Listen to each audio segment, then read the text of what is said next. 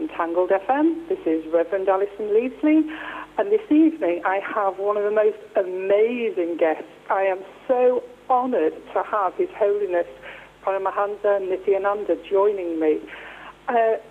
He's a world teacher in the science of living enlightenment as a spiritual head of the world's oldest apex body of Hinduism, revered as a living incarnation of superconsciousness by millions worldwide.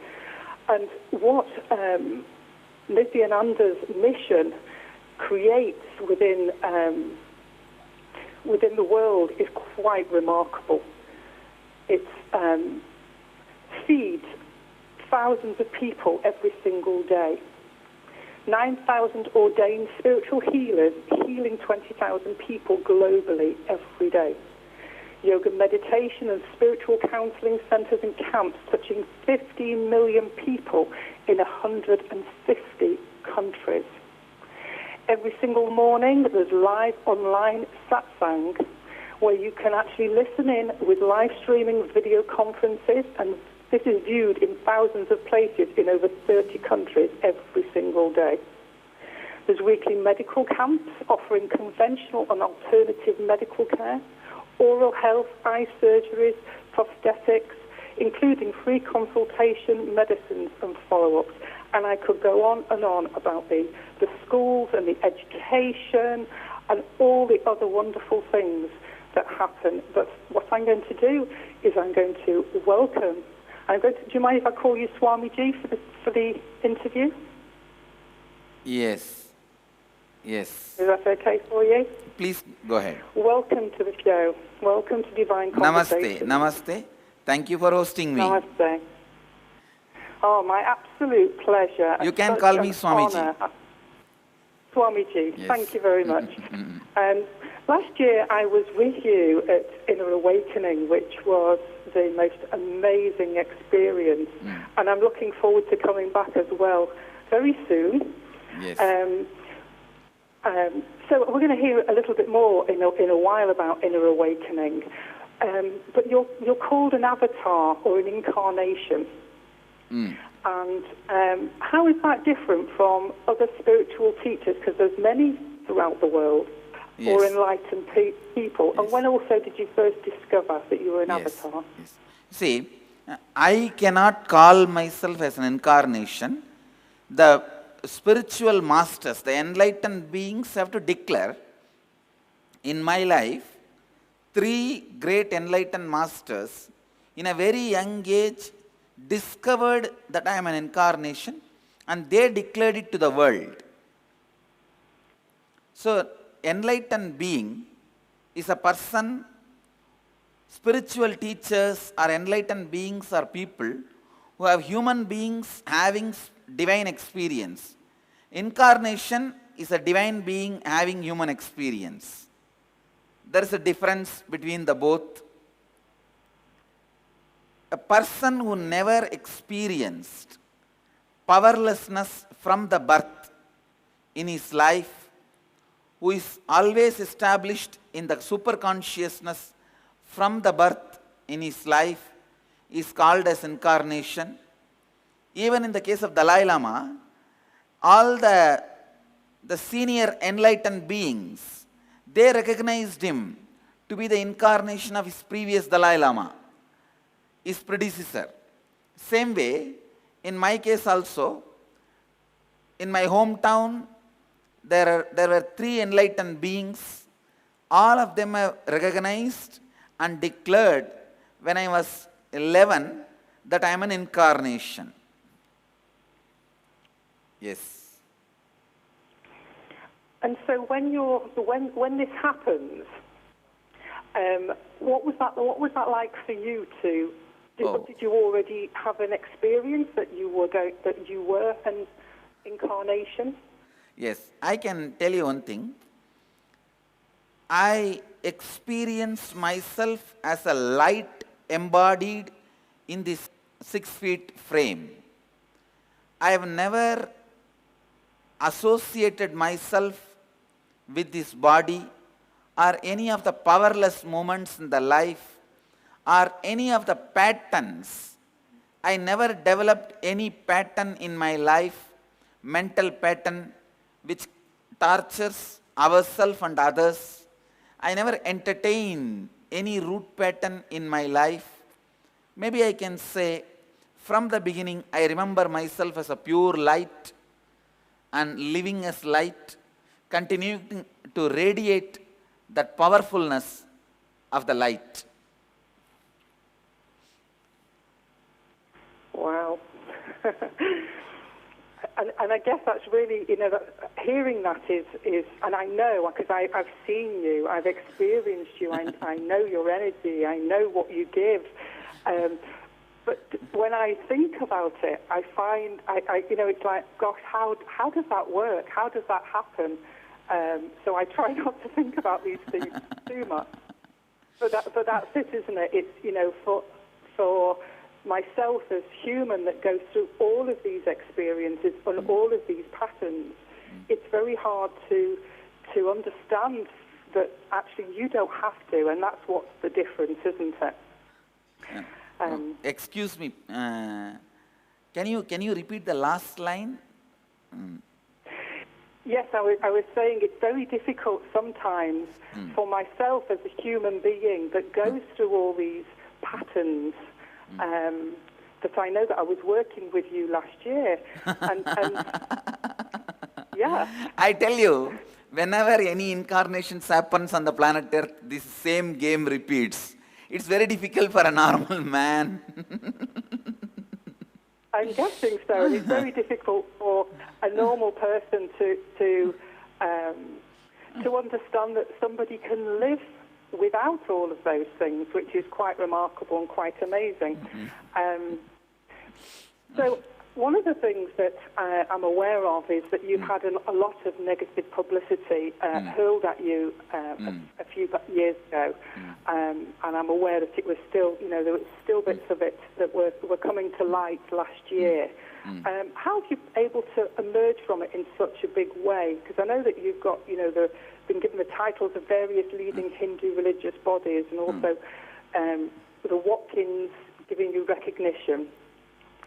How have you been able to stay so cheerful? Because that's one thing I know about you, is you laugh so much, and still continue to move forward.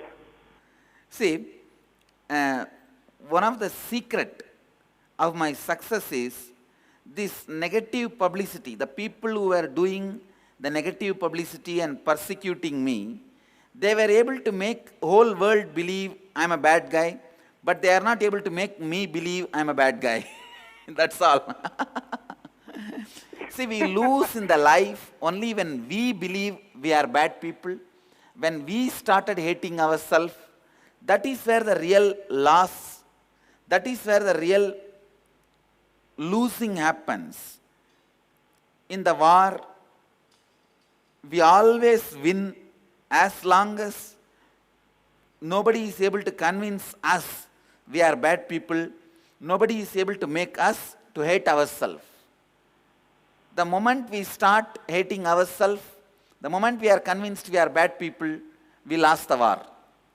In my case, I am very clear. I am living a very integrated, authentic, responsible life and enriching the world.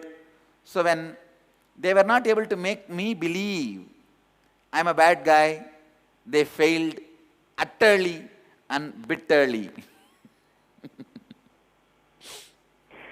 And I guess that's the same it's a similar thing, isn't it, for us as well, is that if we don't see something or we don't believe something, then we can continue to move through it. But I know that you went through a very, very difficult time with that. And what I experienced of you was that you laughed through it, even though it must have been hard to prove in some ways. So I know that you've initiated many people into sannyas, and you've called for youth to consider the sannyas. So can you explain first of all what they are and why people should consider taking them? See, sannyas is the life keeping enlightenment as the first priority. Whoever decides enlightenment as their first priority in the life, who wants to dedicate living this life of integrity, authenticity, responsibility, and especially enriching the world, who dedicate their life full time for enriching the world, they choose this lifestyle of sannyas. I tell you, this lifestyle of sannyas is nothing but lifestyle of completion, established in completion. So naturally, when you start living from the space of completion, you may tend to move towards sannyas. I have seen in my life, whoever moves towards a very powerful space of completion automatically move towards sannyas. It is like a very beautiful transformation, a very beautiful transition into the transformed space. A smooth transition happens automatically. So I may feel, I can tell you, sannyas is more like incompletions dropping you than you dropping anything out of incompletion. When you are in the space of completion, incompletions and the negative patterns dropping you is sannyas. Sannyas is renouncing what you don't have, but with which you are suffering continuously. Sannyas is living with what you have and celebrating the space of completion. Next. And are these, and the sannyas, are there lots of sannyas, or how many are there? I can say that there are at least handful of sannyasis I have. See, there are many people who have been trained and initiated. There are many under training, and all these put together, and I can say at least few hundreds. Right, okay. And how long would it take to move through them, or is it a case of when you It is not the question of time. Sometimes people move through and reach the space of that completion and sannyas within 1 year. Sometimes people take even 7-8 years. I can say between 1 year to 10 years, it depends on the individual. But nobody has taken more than 10 years. So I can say maximum 10 years and minimum 1 year. Yes. Okay. Thank you. And one of the things that has been a question for myself as well. Yes. So it's really nice to be given the opportunity to ask about the common perception. Being spiritual means having to be celibate, or living a poor life, losing interest in outer world successes and doing things in life. Can you please tell us what does it really mean to be spiritual? See, whether it is a chastity or a poverty, it should happen out of the space of completion. Even if it is a right decision, if it is taken out of wrong reason, it doesn't lead you to ultimate. Let me explain the space of completion, and I'll tell you a small story. 3 mental patients, mad people, all 3 of them think they become all right. They want to go home from a mental asylum. They go to the doctor in charge and request, we have become all right, please send us back to our house. We want to go back to the house, resume the normal life. Doctor says, all right, tomorrow morning all 3 of you come to the office, 10 o'clock. I will test you guys, then I will decide whether you can leave the asylum and go back to your house and continue the normal life. So all three of them next day gathered.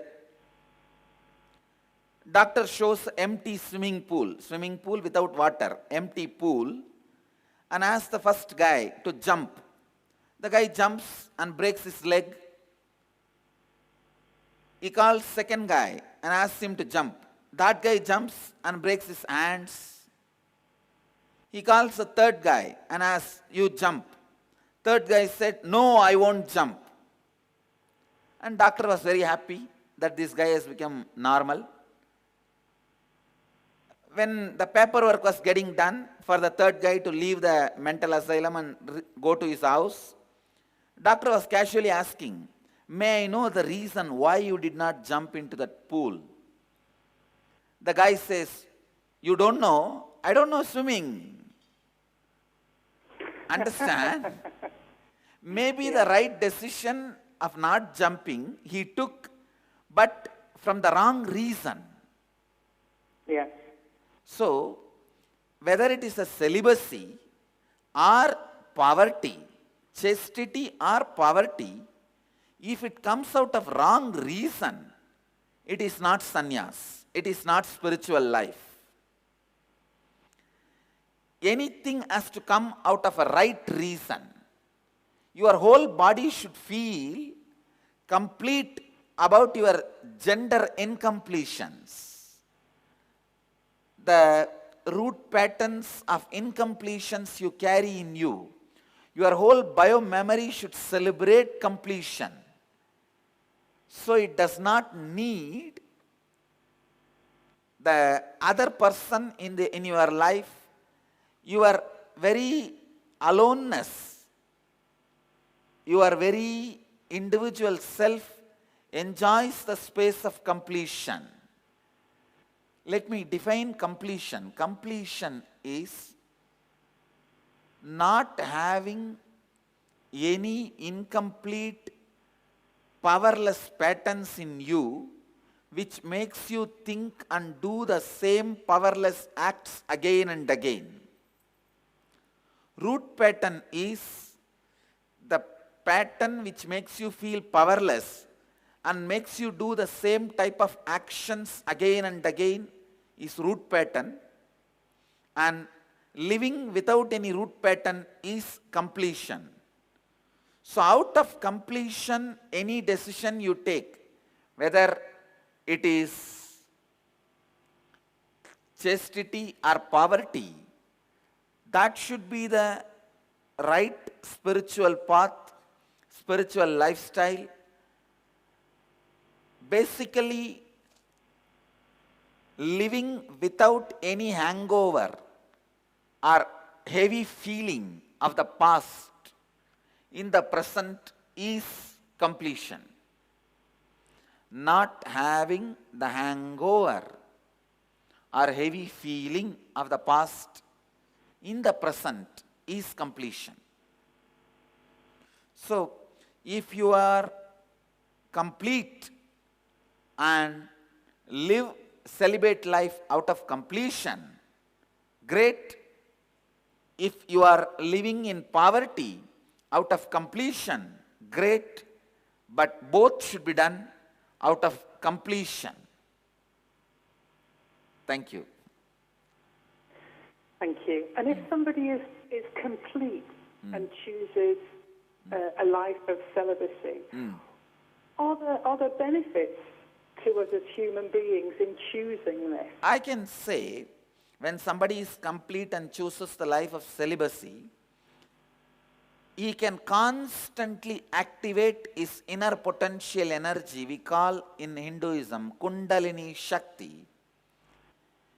Any relationship constantly breeds some form of other incompletions. See, all relationships continuously makes you experience some incompletions.